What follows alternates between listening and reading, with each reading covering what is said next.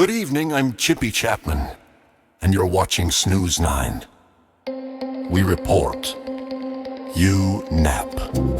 Tonight we bring you the latest updates shaping our world, including tonight's top story. America longs for the return of news anchors who were unbiased, white, and comfortingly dead inside. Millions of Americans have expressed a deep nostalgia for the days when news anchors were neutral, trustworthy, and emotionally unavailable men with one facial expression and a deep voice you could believe in. Damn it. Carl Henderson, 64, wiped a tear from his eye as he streamed a YouTube video of Walter Cronkite pausing dramatically. Here's what Carl had to say. "I miss the good old days back, when the news was just facts. No feelings, no opinions, and absolutely no mention of people who weren't white, male, or considered relevant by the Pentagon." According to experts, the era of so-called unbiased news coincided perfectly with a time when the dominant narrative was shaped by three major networks, zero internet commenters, and a national attention span longer than an undercooked Pop-Tart. Dr. Marie Antoinette Smith, a media historian, said this: "These anchors would calmly report on the Vietnam War without mentioning napalm or civil rights, without looking directly at the black people." Millions now claim the collapse of neutral news began when women and people of color started appearing on screen and, more troublingly, speaking.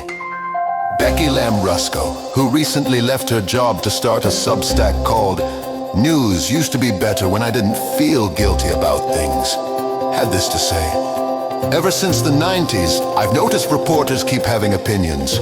Back then, news didn't challenge my worldview. It just gently rocked me to sleep while confirming my biases. That's how I know it was objective." In response to the nostalgia, several startups are developing AI-powered holographic anchors that emulate the exact vocal tone, jawline, and moral ambiguity of 1960s broadcasters. A spokesperson for Neutral News, a news streaming platform, commented with the following: "We're excited to unveil our newest model, Dan Ratherbot 2.0. He reads government press releases verbatim, avoids eye contact when discussing race, and ends every broadcast by calling viewers folks in a soothing baritone that bypasses the critical thinking center of the brain." Greg Simmons, a self-described news purist, admitted the following: "I don't want more voices. I want fewer, preferably just one. Deep male and surrounded by wood paneling." This program is brought to you by Walter Cronkite's truth-scented cologne.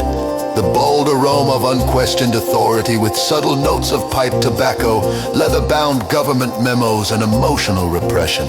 Smells like facts, feels like 1968. Crafted for the man who doesn't shout, he just reports, sighs, and closes the broadcast with, "And that's the way it is." One spritz, and your opinion becomes a national consensus. Walter Cronkite's truth-scented cologne, because neutrality is the sexiest bias of all.